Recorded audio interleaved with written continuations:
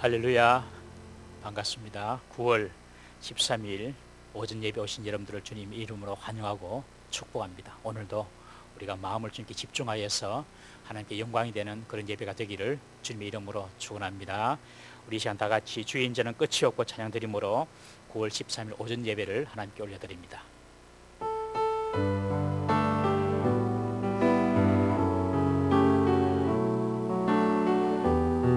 주의 인자는 끝이 없고 그의 잠이 무궁하며 주의 인자는 끝이 없고 그의 자비는 무궁하며 아침마다 새롭고 늘 새로우니 주의 성실이 금이라 성실하신 주님. 믿음이 없이는 하나님을 기쁘시게 하지 못하나니 하나님께 나아가는 자는 반드시 그가 계신 것과 또한 그가 자기를 찾는 자들에게 상 주시는 이심을 믿어야 할지니라. 자비로우신 하나님 아버지, 우리의 허물과 죄로 죽을 수밖에 없는 저희들을 주님의 대속의 보혈로 씻어주시고 주의 백성 삼아주심을 감사드립니다. 지난 한 주간도 주의 말씀 가운데 살지 못한 것을 용서하여 주시고 우리의 연약함을 불쌍히 여겨 주시옵소서. 오늘 예배가 하나님의 마음을 기쁘시게 하는 예배가 되게 하시고 우리에게는 속사람의 변화와 축복의 시간만 되게 하여 주옵소서. 하늘과 땅의 모든 권세를 가지신 우리 구주 예수님의 이름으로 기도드리옵나이다. 아멘. 왕이신 하나님을 높여드립니다.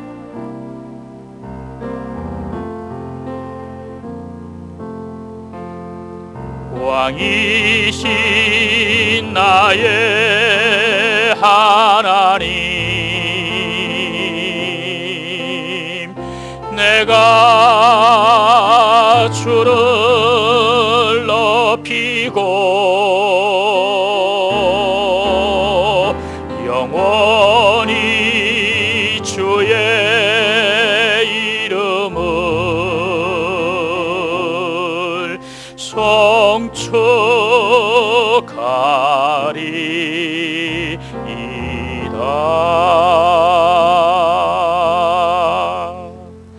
나는 전능하신 아버지 하나님 천지의 창조주를 믿습니다.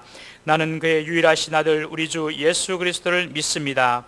그는 성령으로 잉태되어 동정녀 마리아에게서 나시고 본디오 빌라도에게 고난을 받아 십자가에 못 박혀 죽으시고 장사된 지 사흘 만에 죽은 자 가운데서 다시 살아나셨으며 하늘에 오르시어 전능하신 아버지 하나님 우편에 앉아 계시다가 거기로부터 살아있는 자와 죽은 자를 심판하러 오십니다. 나는 성령을 믿으며 거룩한 공교회와 성도의 교제와 죄를 용서받는 것과 몸의 부활과 영생을 믿습니다. 아멘.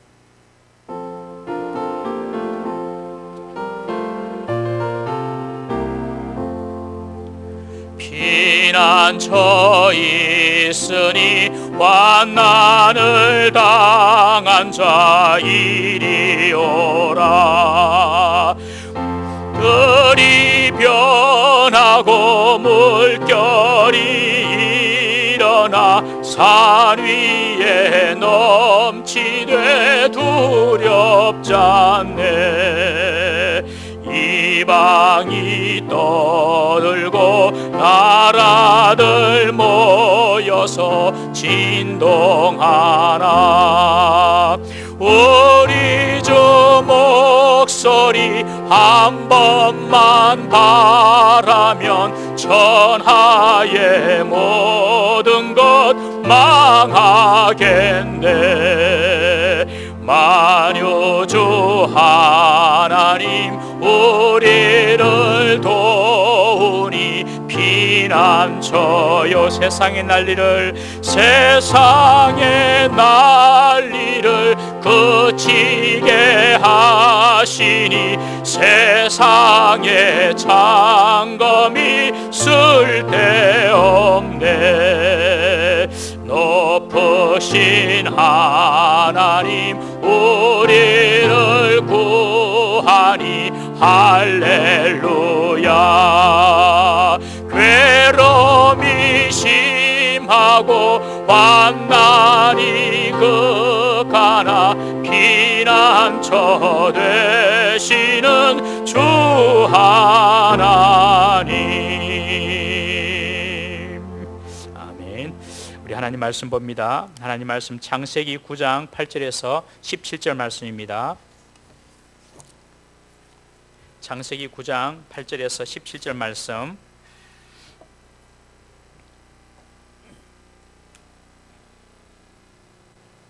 우리 함께 교독하고 마지막 절은 합독하십니다.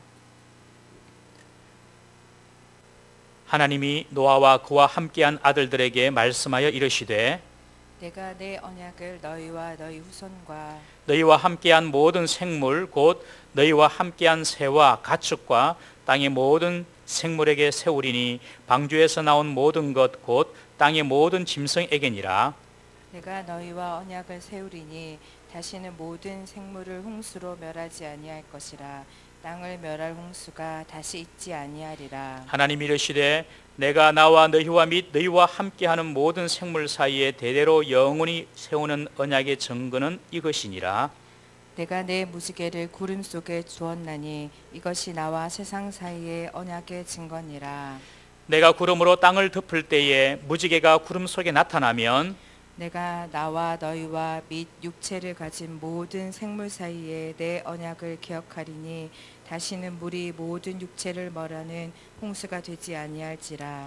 무지개가 구름 사이에 있으리니 내가 보고 나 하나님과 모든 육체를 가진 땅의 모든 생물 사이의 영원한 언약을 기억하리라. 하나님이 노아에게 또 이르시되 내가 나와 땅에 있는 모든 생물 사이에 세운 언약의 증거가 이것이라 하셨더라. 아멘. 주님 이곳에 우리와 함께 하시니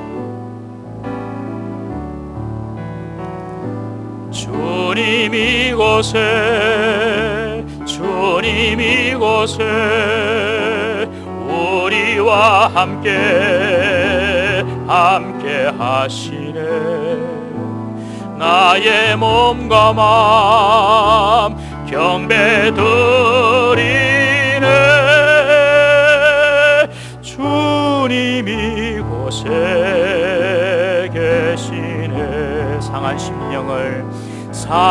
심령을 위로하시며 병든 우리 몸 고쳐주시네. 결박을 끊고 자유 주시네. 주님 이곳에 계시네. 할렐루야. 주님께서 우리와 늘 함께 하심을 잊지 않고 믿고 기억하시기를 바랍니다. 오늘 특별히 예배드리는 이 자리, 그리고 각 가정에서 드리는 그 자리에 우리 주님께서 성령으로 임하실 것을 믿고 우리 마음을 집중하여서 하나님께 예배드리시기를 바랍니다. 저는 오늘 이 본문 말씀을 가지고 두 가지 언약이라는 제목으로 은혜를 나누고자 합니다. 우리가 계속해서 이제 노아 이야기를 하는데요, 거의 이제 노아 이야기는 끝나갑니다. 방주에서 나온 이 노아가 이 노아에게 하나님께서 복을 명하시죠. 우리가 지난주에 살펴봤지만 생육하고 번성하고 땅에 충만한 복입니다. 생육, 번성, 땅에 충만한 복입니다. 여러분, 생육은 자손의 번창을 의미합니다. 그리고 번성은 모든 일의 형통을 의미합니다. 그리고 충만은 땅을 지배하는 것입니다. 이런 복을 하나님께서 노아에게 주셨어요. 우리가 노아의 허리에서 난 노아의 후손들 아닙니까? 하나님께서 노아에게 이런 복을 주셨다면 우리들에게도 이런 복을 주셨음을 믿으시기 바랍니다. 이 사실을 믿으셔야 돼요. 하나님께서 나에게 이런 복을 주셨구나. 생육과 번성과 땅을 다스리는 충만의 복을 주셨구나. 여러분, 이 사실을 꼭 기억하시고 믿으셔야 됩니다. 저는 우리가 믿음으로 그 약속을 붙잡고 살면 하나님께서 이런 복을 우리에게 주실 줄 확신합니다. 여러분들도 확신하시기 바랍니다. 먼저 여러분, 이 생육은요, 자손 번창의 축복입니다. 하나님의 백성들이, 하나님은 이 땅에 번성하고 번창하기를 원하십니다. 여러분, 세상에는요, 하나님의 백성이 하나님 백성 아닌 사람보다 더 많아야 됩니다. 양쪽으로도. 저는 그렇게 믿습니다. 하나님의 백성이, 하나님의 자손들이 이 세상을 지배해야 돼요. 지금 여러분들 유럽이나 이런 데 보면 이슬람이 지배하고 있지 않습니까? 이슬람이. 기독교가 유럽 같은 데 보면 2% 3%밖에 안 돼요. 정말 놀라운 일들이 벌어졌어요. 그런데 이슬람 사람들이 이 지배에 나가는데 크게 이 이슬람의 종교가 이렇게 세상을 지배하는 데는 자연 증가율이 큰 몫을 차지하고 있습니다. 이슬람 사람들 한번 결혼하면요, 여러분들 아내가 뭐 콜 안에 보면은 5명까지 둘 수 있잖아요. 그러니까 최소한 5명 자녀가, 많으면 뭐 10명 뭐 이렇게 자녀를 낳는 거예요. 우리는 1명, 2명, 우리나라는 지금 2사람이 결혼해도 1사람도 못 낳아요. 지금 그런 상황이에요. 그러니까 이런 자연 증가로 인한 그런 어떤 번성, 그것도 참 무시 못합니다, 여러분. 그래서 하나님의 마음은 하나님의 백성의 자녀들이 많아지게 하는 것, 그것이 하나님의 축복의 하나라는 것입니다, 여러분. 나아가서 우리 다음 세대가 하나님을 경외하고 하나님을 섬기는 세대로 우리가 설 수 있도록 우리가 전도하고 또 우리의 마음에 힘을 집중시켜야 할 줄로 믿습니다. 우리가 금요기도 때에 사사시대를 우리가 살펴봤지 않습니까? 지금 보고 있는데요. 이 사사시대 보면은 여호수아와 그리고 그와 함께했던 장로들이 죽고 난 이후에 다음 세대가 일어나는 것이 아니라 다른 세대가 일어났다고 기록하고 있습니다. 다른 세대는 여호와 하나님을 모르는 세대입니다. 우리 사사기 2장 10절 말씀 함께 한번 읽어보겠습니다. 시작. 그 세대의 사람도 다 그 조상에게로 돌아갔고 그 후에 일어난 다른 세대는 여호와를 알지 못하며 여호와께서 이스라엘을 위하여 행하신 일도 알지 못하였더라. 하나님께서 그들을 위하여 행하신 일, 그들을 위하여 대신 싸우신 일, 이런 것들을 보고 경험한 여호수아나 장로들, 그리고 출애굽 1.5세대, 그리고 광야에서 태어난 세대들은 하나님 알았지만 가나안 땅에서 태어난 사람들은요, 후손들은 하나님 누군지도 몰라요. 그래서 다음 세대가 아니라 다른 세대가 되었다, 그렇게 말하고 있습니다. 이것은 하나님께서 약속하신 우리의 자손들이 이 땅에 번성하는 축복이 아닙니다, 여러분. 여러분, 우리가 정말 우리 다음 세대에 대해서 관심을 가지고 우리 다음 세대도 계속해서 여호와 하나님을 알고 예배하는 그런 다른 세대가 아닌 다음 세대가 될 수 있도록 저와 여러분들이 기도하고 노력해야 할 줄로 믿습니다. 이렇게 우리 자녀들이 생육하고 번성할 뿐만 아니라 하나님께서 주신 복은요, 하나님의 백성들이 잘 되는 번성의 축복을 주셨어요. 여러분들이 직장이 번성하고, 여러분들 사업이 번성하고, 여러분들 하는 일이 30배, 60배, 100배의 결실을 거두는 것, 그것이 바로 하나님께서 주시는 번성의 축복인 줄 믿으시기 바랍니다. 자꾸 인생이 쪼그라들면 그것은 하나님 뜻이 아닙니다, 여러분. 하나님 우리에게 번성의 복을 주셨거든요. 우리 인생을 번성하게 하시고 축복하게 하시는 분이 하나님이시라는 것입니다. 이 사실을 믿으십시오. 그리고 내가 하는 일, 내가 하는 직장, 내가 하는 어떤 도모하는 계획, 이 모든 것들이 하나님께서 복을 부어주시겠구나. 그래서 30배, 60배, 100배의 복을 주겠구나. 목사님, 우리는 이제 다 살았는데요, 여러분, 우리 시대로 끝납니까? 여러분, 우리 자녀들이 우리가 하지 못한 일들을 이루고 우리가 이루지 못한 번성을 우리 자녀들이 이루게 해야 될 거 아닙니까, 여러분? 그러니까 30배, 60배, 100배의 복이 우리에게 임할 것이다, 제 말이 아닙니다, 여러분. 하나님께서 주신 약속입니다. 그러므로 우리의 모든 일에 번성의 축복이 있을 것을 기대하시고 믿으면서 기도하시기를 주의 이름으로 축원합니다. 세 번째 복이 어떤 복입니까? 하나님의 백성이 땅에 충만한 복입니다. 이것은 땅을 지배하는 복입니다. 땅을 지배하는 복.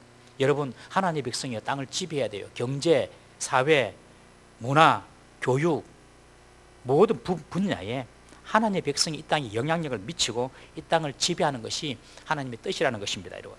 하나님의 백성이 이 땅에 충만해야 된다는 뜻은 무슨 뜻이냐면 이 땅이 하나님의 정의와 하나님의 공의로 세워져야 한다는 것입니다. 그래서 정치도, 경제도 저는 믿는 자가 영향력을 미치고 지배해야 된다고 믿습니다.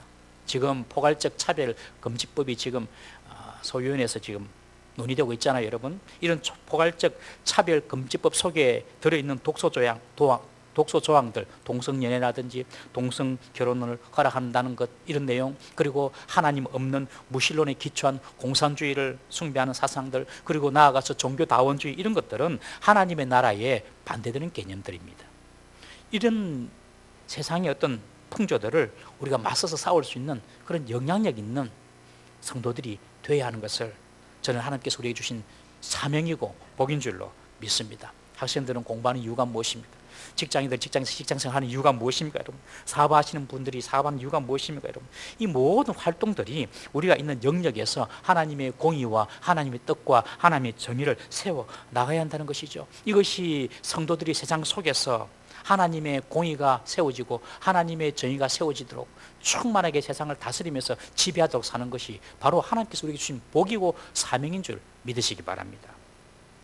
이런 복을 그리고 이런 사명을 노아에게 주셨고요, 우리에게 주셨습니다. 그리고 하나님께서 이런 노아에게 주신 복이 어떻게 이루어진다고 지난주 말씀드렸습니까? 우리의 삶의 절제와 그리고 생명에 대한 존중에서 이런 복이 이루어질 것이다 라고 말씀드렸습니다. 그리고 오늘 본문에 보면 9절에 하나님께서 노아와 언약을 세우십니다. 오늘은 이 언약에 대해서 한번 살펴보고자 합니다. 언약을 세운다. 이 언약을 세운다는 것은 하나님께서 노아와 약속을 했다는 뜻입니다. 여러분, 하나님이 당신의 일을 할 때는 항상 하나님은 먼저 약속을 주십니다. 하나님은 그 약속을 먼저 주시고 언약을 주시고 그 약속을 성취시켜 나가시는 것이죠. 그것이 하나님의 일하시는 방법입니다. 아브라함을 부르실 때도 하나님은 먼저 약속을 해주셨어요. 아브라함을 창세기 12장에 부르시는데 그렇게 말씀하십니다. 내가 너로 큰 민족을 이루고 그리고 내게 복을 주어서 내 이름을 창대하게 하겠다. 너는 복의 권한을 될 것이다. 내가 너를 통하여서 민족을 이룰 것이다. 그런 약속을 먼저 하시죠. 지금 이스라엘을 보십시오. 그들의 역사를 보면 BC 586년경 바벨론에서 무너진 이후에 2500년 동안 나라 없이 살았던 민족이 이 이스라엘입니다. 이스라엘은 역사 속에서 없어져도 전혀 이상할 것이 없는 BC 586년경에 이미 나라가 멸망해서 없어졌는데요. 그런데 보십시오. 지금 이스라엘이 1948년도에 건국을 하고 독립을 하고 지금 세계에 영향을 미치는 나라로 서 있지 않습니까, 여러분? 하나님께서 아브라함에게 하신 약속이 그대로 이루어지는 것입니다, 여러분. 이삭을 주실 때도 그렇습니다. 아브라함이 나이가 99이 돼가지고 더 이상 자녀를 생산할 수 없는 그때에 하나님께서 이 아브라함에게 먼저 약속을 하세요. 그것이 창세기 18장 10절입니다. 창세기 18장 10절 우리 함께 읽어봅니다. 시작. 그가 이르시되 내년 이맘때 내가 반드시 내게로 돌아오리니 내 아내 사라에게 아들이 있으리라 하시니 사라가 그 뒤 장막 문에서 들었더라. 하나님께서 이 아브라함에게 내년쯤 아들이 있을 거야. 99이거든. 99. 사라는 89이고. 그런데 그 약속대로 1년 후에 사라가 이삭을 낳습니다. 여러분, 우리는 하나님을 신실하신 분이라고 말씀하지 않습니까? 이 말씀은 하나님께서 그가 하신 약속은 반드시 지킨다는 뜻입니다. 여러분, 하나님과 약속은요, 뗄래야 뗄 수가 없습니다. 하나님 일하시는 방법이 바로 약속을 먼저 주는 것입니다. 그래서 성경을 약속의 책이라고 하죠. 구약, 옛 약속, 신약, 새로운 약속. 하나님의 말씀을 우리가 중요하게 여기는 이유가 무엇입니까? 그 말씀은 하나님이 우리에게 주신 약속이며 그리고 그 약속은 반드시 하나님이 성취하시는 것이기 때문에 하나님의 말씀을 알고 읽고 듣고 하는 것이 중요한 것입니다. 여러분, 하나님으로부터 많은 약속을 받으시기 바랍니다. 여러분들에게 주신 하나님 약속이 무엇입니까? 여러분들이 받은 약속은 무엇입니까? 라고 물어보면 저는 이런 약속을 받았습니다 라고 말할 수 있어야 돼요.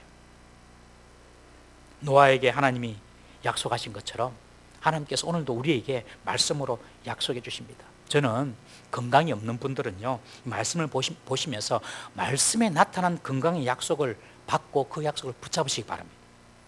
가난한 분들은요, 말씀에 나타난 풍요의 약속을 붙잡고 그 약속을 내게 주신 말씀이라고 붙잡으시기 바랍니다.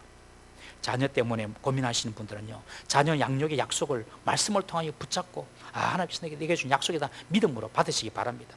노년이 걱정되시는 분들은요, 다윗이 하나님께 고백한 것처럼 내 노년에도 하나님 결실이 끊어지지 않게 하시고 진액이 풍족하고 빛이 청정한 내 노년이 되게 해주십시오 라고 기도했던 그 다윗의 기도를 붙잡고 그것을 내게 주신 약속이다라고 붙잡고 그냥 기도하시면서 그 약속이 이루어지기를 여러분들 기대하십시오.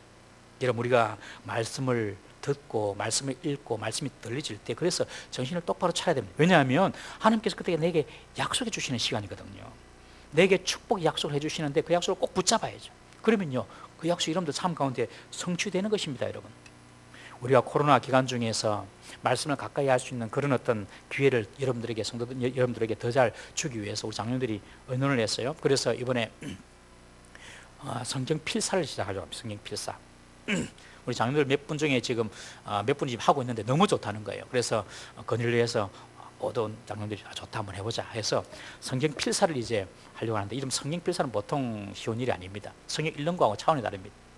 써야 되니까요. 써야 되니까. 그런데 성경 한 번 성경을 쓰면은 성경 10번 읽는 목사의 집중력이 생깁니다. 이 성경을 이제 써야 되니까요. 그래서 여러분들에게 저희들이 좋은 성경 필사를 이렇게 선별을 해서 여러분들에게 지금 이제 지급하려고 하는데요. 가능한 우리 성도들 참석하셨으면 좋겠습니다. 하루에 한 절을 쓰더라도 성경 구절이 한 3만 1000구절 되거든요. 3만 1000구절. 근데 하루에 10구절씩 쓰면은 8년이면 끝납니다. 8년. 8년이면 내가 쓴 성경, 나의 성경이 완성이 되는 거예요. 그래서 이제 성경이 어느 정도 모아지면은 여러분들 교회에 내시면 교회에서 여러분들에게 제본을 해서 책으로 만들어서 여러분들에게 드릴 겁니다. 그러면 내가 쓴 성경이 탄생하는 거예요. 하루에 10절씩 쓰면 8년이면 끝납니다. 8년. 그래서 여러분들 한번 도전을 한번 해보시기를 부탁을 드립니다. 하나님의 말씀을 보면 하나님의 약속이 발견되는 것입니다. 그래서 내가 하나님 약속을 내가 한번 발견하겠다, 그런 어떤 마음을 가지고 한번 도전해 보시기를 바랍니다. 이것은 의무는 아니고요, 자기가 원하는 사람에게만 그렇게 필사 성경을 드리겠습니다.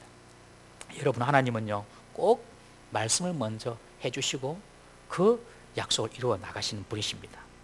계시의 말씀이 완성되기 전에는 꿈으로 또 환상으로 말씀하십니다. 지금도 어떤 특별한 사람에게는 그렇게 하기도 합니다만은 너무 거기는 위험 부담이 많아요.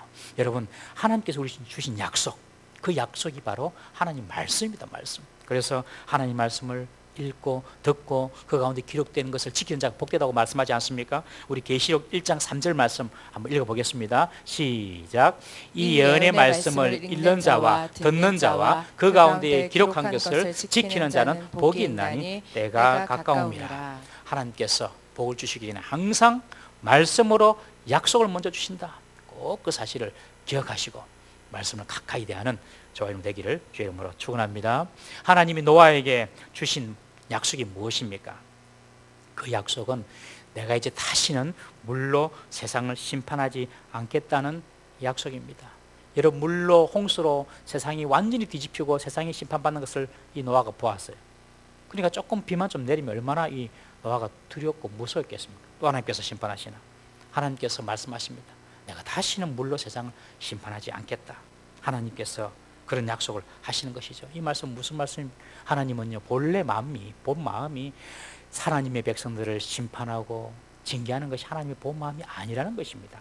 하나님의 본 마음은 사람을 사랑하시고 사람의 생명을 보존하시는 것이 하나님의 본 마음이라는 거예요. 이 사실을 꼭 기억해야 됩니다. 하나님의 본 마음을 꼭 알아야 됩니다. 우리가 이 말씀은 제가 자주 인용했기 때문에 아마 다 외우실 겁니다.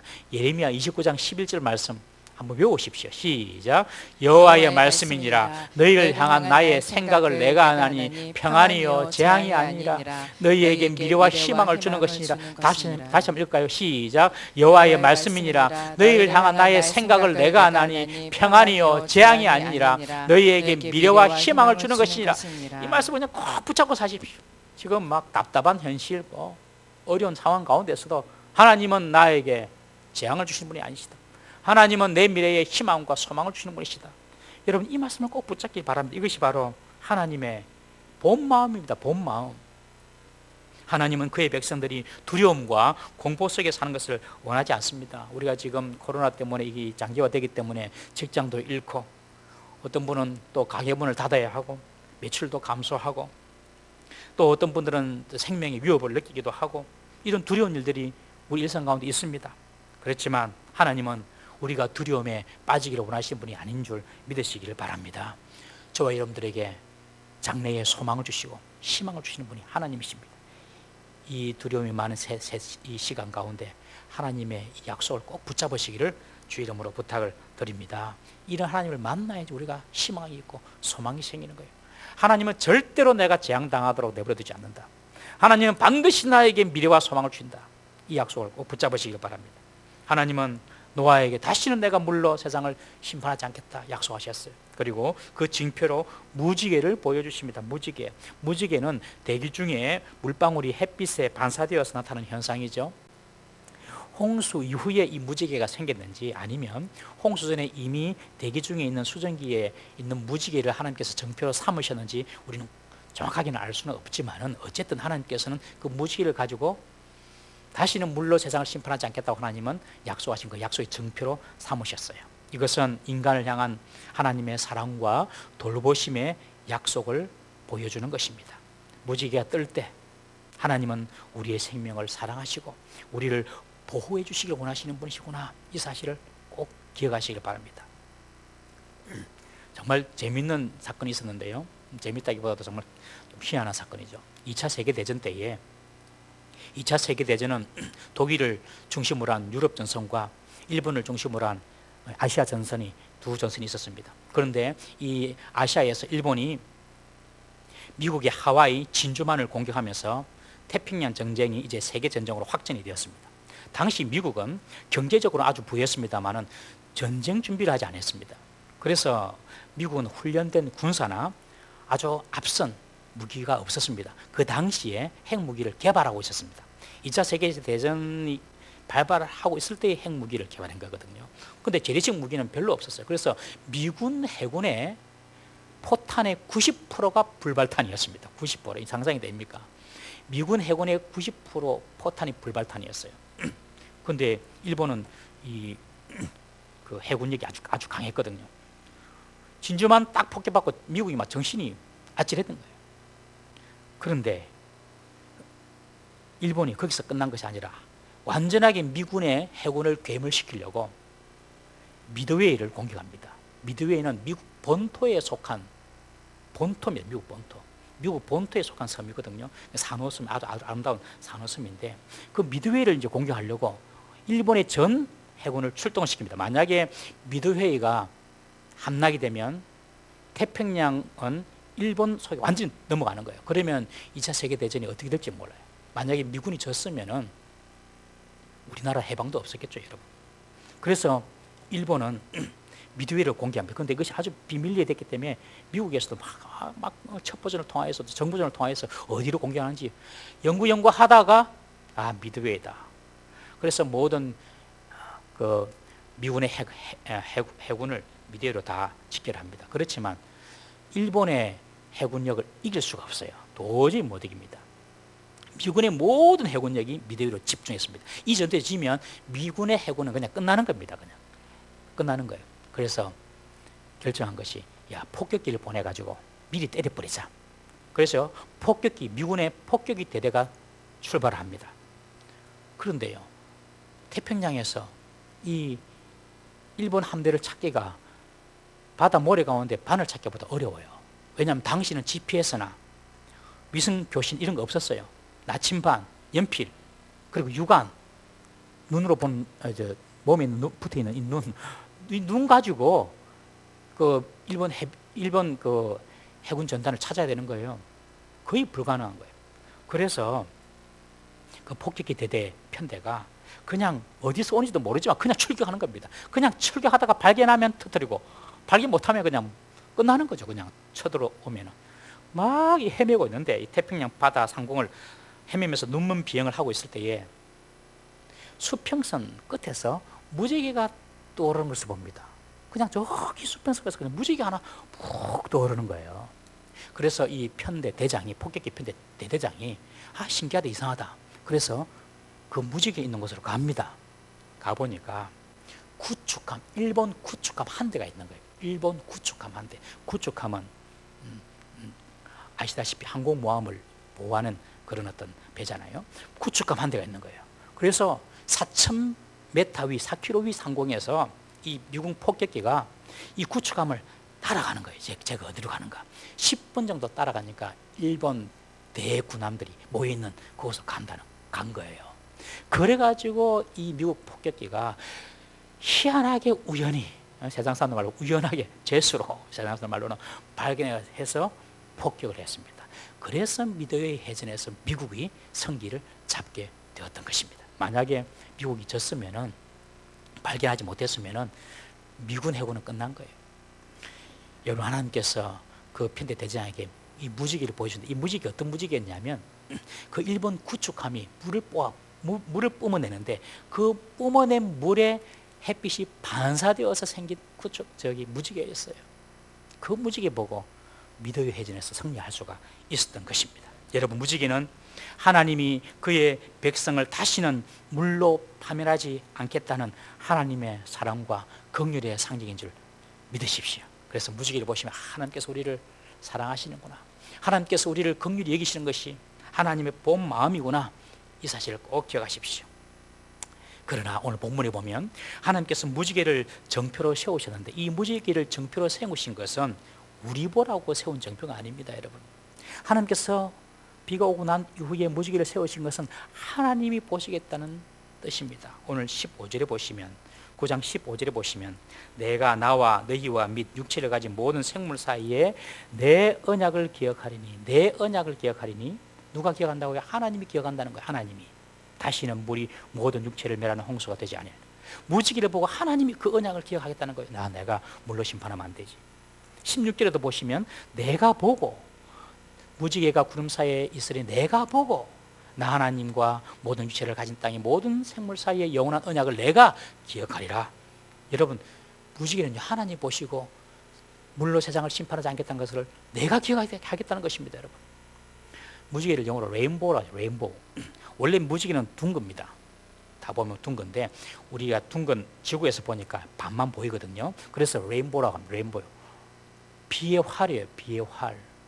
여러분, 활은요, 활의 의미는 무엇이냐면 성경에 하나님의 심판의 도구입니다.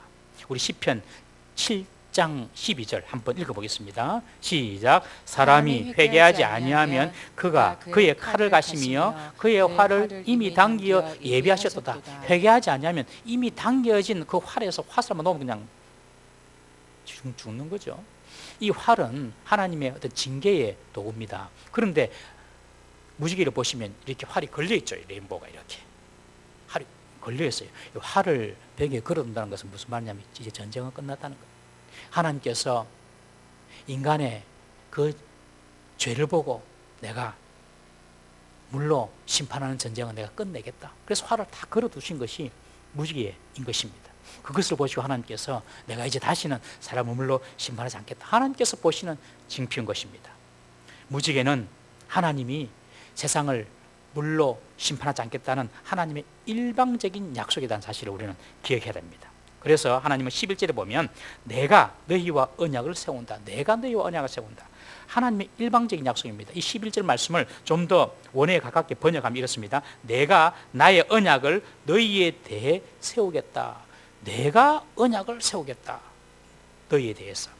보통 약속은, 그리고 언약은 상방 간의 합의로 이루어지는 것인데 이 노아 언약은 상방 간의 합의로 이루어진 언약이 아니라 하나님이 일방적으로 세우신 언약인 것입니다. 이것이 아주 중요한 의미가 있는 것입니다. 이 말은 이제 노아 이후로 노아 후손들이 어떠한 죄를 짓더라도, 어떤 행위를 해서 어떤 죄를 짓더라도 내가 다시는 물로 세상을 심판하지 않겠다라는 하나님의 일방적인 약속. 그래서 무지개를 보면서 내가 활을 걸었지, 심판의 활을 걸어두었지, 내가 다시는 세상을 물로 심판하지 않을 거야 하면서 하나님께서 자신의 약속을 기억하신다는 것입니다. 하나님의 약속, 하나님의 언약에는 두 가지 종류의 언약과 약속이 있습니다. 첫 번째는 이 노아 언약처럼 일방적인 약속이 있습니다. 일방적인 약속, 그냥 하나님이 그냥 세우신 약속이에요. 그리고 쌍방적인 약속입니다. 쌍방적인 약속.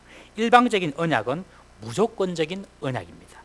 그러나 쌍방적인 약속, 쌍방적 언약은 조건적인 약속입니다. 하나님이 노아에게 하신 이 언약은 일방적이며 무조건적입니다. 무슨 말이죠? 노아가 그리고 그 자손들이 어떤 죄를 짓더라도 나는 물로 너희들을 심판하지 않을 거야 하는 일반적이며 조건이 없는 약속입니다. 그러나 쌍방적인 약속은 너가 이렇게 해야지만 내가 너에게 이 약속을 지키겠어 하는 조건적인 약속이죠. 그래서 일방적인 약속, 무조건적인 약속, 쌍방적인 약속, 조건적인 약속, 이 사실을 여러분 기억하셔야 됩니다.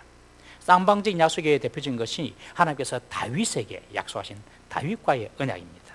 하나님이 다윗에게 약속을 하십니다. 사무엘 7장에 보시면 다윗이 모든 대적을 다 물리치고 자신의 궁정을 멋지게 짓습니다. 자신의 궁정을 멋지게 짓고 난 뒤에 이렇게 보니 하나님의 교회는, 하나님의 법궤는 천막 속에 있거든요. 그래서 야, 난 이런 좋은 궁정에 사는데 하나님의 교회가 천막 속에 있으면 되겠나. 그래가지고 하나님께 이제 내가 멋진 하나님이 거하시는 성전을 내가 지어야 되겠다. 그렇게 다윗이 결심을 합니다. 그때 하나님께서 말씀하시는 겁니다. 우리 사무엘하 7장 11절 말씀 우리 함께 읽어보겠습니다. 시작. 전에 내가 사사에게 명령하여 내 백성 이스라엘을 다스리던 때와 같이 아니하게 하고 너를 모든 원수에게서 벗어나 편히 쉬게 하리라. 여호와 또 내게 이르노니 여호와가 너를 위하여 집을 짓고 12절 내 수완이 차서 내 조상들과 함께 누울 때에 내가 내 몸에서 날 내 씨를 내 뒤에 세워 그의 나를 경고하게 하리라. 하나님 뭐라고 하시냐면요, 내가 언제 네 보고 내 집 지으라 하더냐. 내가 네 마음을 알겠다. 내가 네 집 지어줄게. 내가 네를 편안하게 해줄게. 그리고 내가 네 몸에서 날 그 씨들이 계속해서 나라를 견고하게 세울 수 있도록 그들을, 네 후손들을, 네 자녀들이 왕이 될 수 있도록 내가 만들어줄게. 오히려 하나님께서 이런 약속을 해주셨어요. 그런데 이것으로 끝나면 일방적인 약속인데 14절 보시래. 14절 7장 14절 읽습니다. 시작. 나는 그에게 아버지가 되고 그는 내게 아들이 되리니 그가 만일 죄를 범하면 내가 사람의 매와 인생의 채찍으로 징계하려니와. 여기 보면 나는 하나님이에요. 그에게, 그는 다윗의 후손을 이야기하는 거예요. 그러니까 여호와 하나님께서 다윗의 후손의 아버지가 되는데, 그리고 다윗의 후손이 나의 아들이 될 것인데 만일 죄를 범하면 내가 사람 매와 인생의 채찍으로 너희를 징계하겠다. 이것이 바로 쌍방적인 약속이라는 것입니다. 너희도 이 약속을 지키라는 것이죠. 다윗의 후손들이 죄를 범하면 징계와 매로 다스리겠다는 것입니다. 여러분, 우리 성도들은요, 두 가지 언약을 받습니다. 두 가지 언약. 첫 번째는 하나님으로부터 일방적인 언약을 받습니다. 또 하나는 쌍방적인 언약을 받습니다. 일방적인 언약을 말씀드린 것처럼 무조건적인 언약입니다. 그리고 쌍방적인 언약은 조건적인 언약입니다. 이 일방적인 언약이 무엇이냐? 이것이 바로 구원의 언약입니다. 구원의 언약. 하나님께서 우리에게 일방적인 언약을 맺으시는데 그것이 뭐냐면 예수 그리스도를 통하여서는 누구든지 다 구원받는다. 이 일방적인 언약. 이것이 바로 구원의 언약입니다. 하나님은 구원하실 때에 다른 것 안 보고 예수 그리스도의 십자가만 보겠다는 것입니다. 십자가는 대속의 죽음을 의미하지 않습니까? 그 십자가를 믿는 자들에게는 그들이 모든 죄를 내가 다 사하고 그들에게 구원을 베풀어 주겠다. 이것은 하나님이 정하신 거예요. 그래서 일방적인 언약이에요. 무조건적인 언약이에요. 그 사람이 어떤 사람이든지 간에 상관없다는 거예요. 그 사람이 무슨 죄를 지든지 상관없다는 거예요. 예수 그리스도를 믿으면 구원을 내가 너에게 베풀어 주겠다.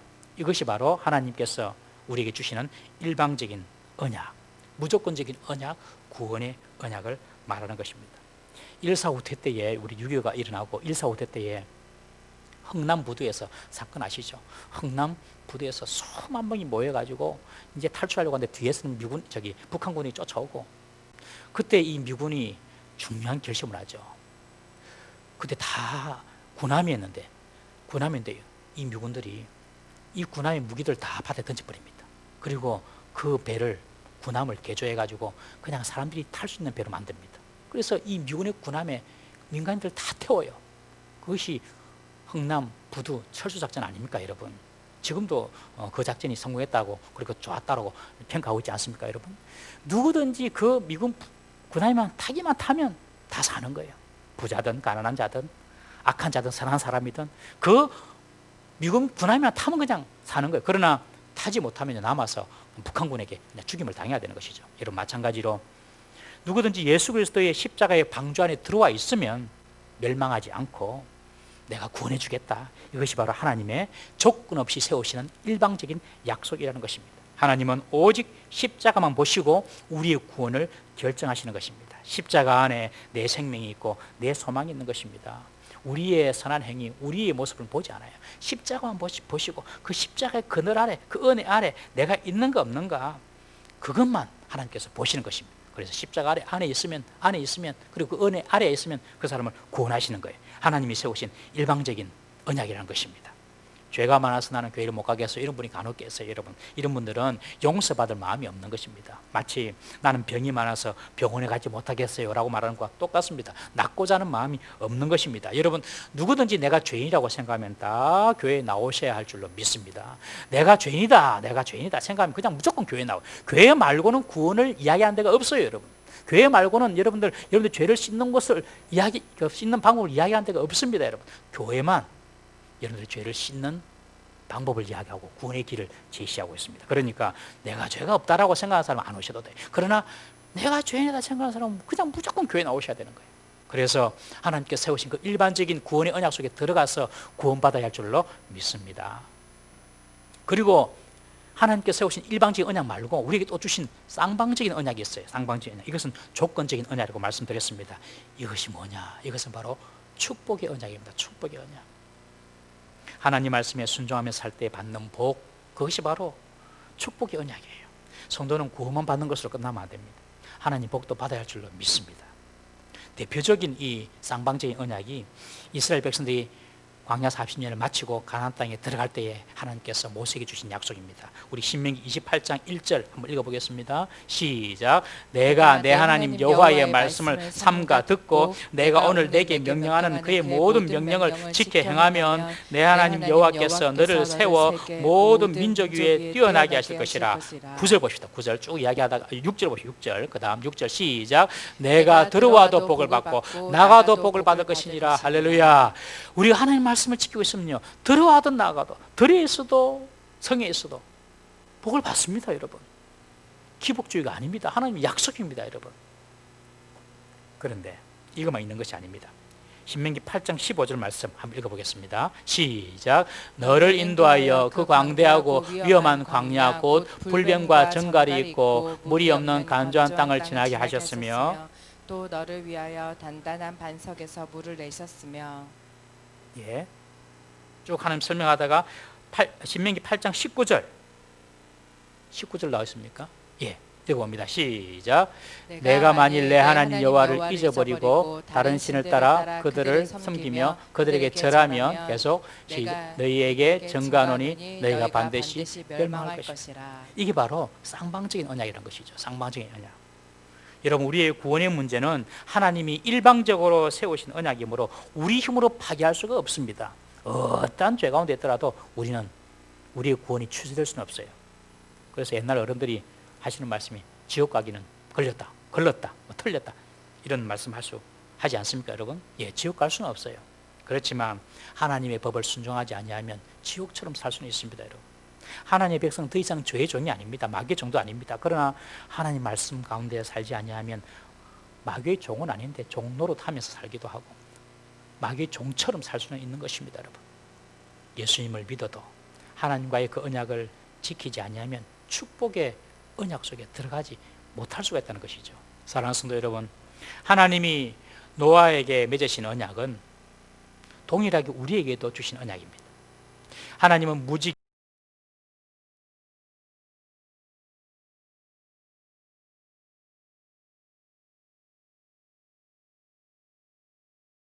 없고 예수 그리스도 안에 있는 자에게는 누구든지 구원에서 떨어질 자가 없다는 것입니다.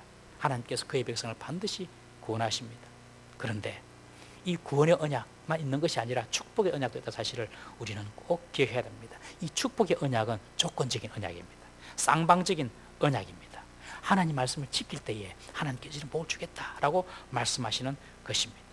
이 축복의 언약도 우리가 받아야 할 줄로 믿습니다.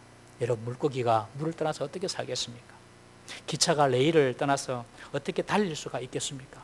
하나님의 백성은요, 하나님을 떠나서는 살 수도 없고 하나님을 떠나서는 달릴 수도 없습니다. 여러분, 하나님 없이 내가 한번 달려보겠다, 전부 다 허상입니다. 여러분, 다 헛것입니다. 여러분, 하나님의 자녀가 된 우리는 마음의 결심을 해야 합니다. 나는 하나님 말씀대로만 살겠다. 그리고 하나님이 복 주시겠다고 하신 그 약속의 말씀을 내가 붙잡고 믿음으로 살겠다, 이 마음의 결심을 하시기를 바랍니다.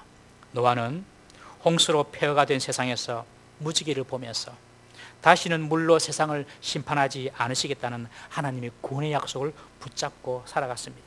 하나님 우리에게 이런 구원의 언약, 일방적인 언약뿐만 아니라 축복의 언약도 우리에게 주셨습니다.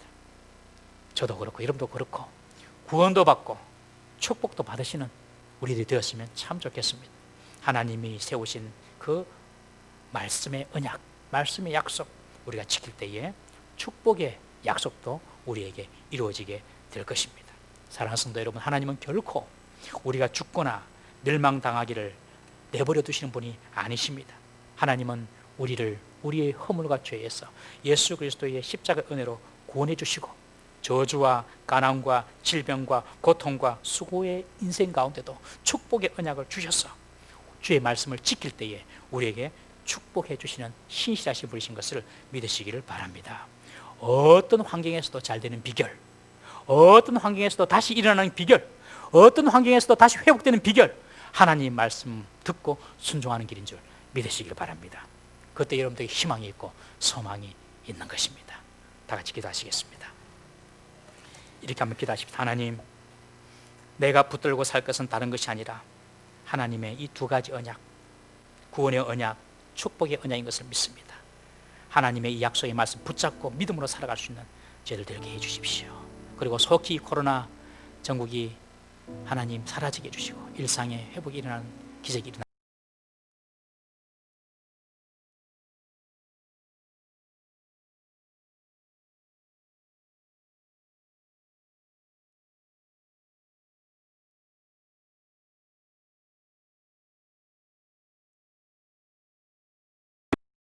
그 축복 언약 가운데 나아가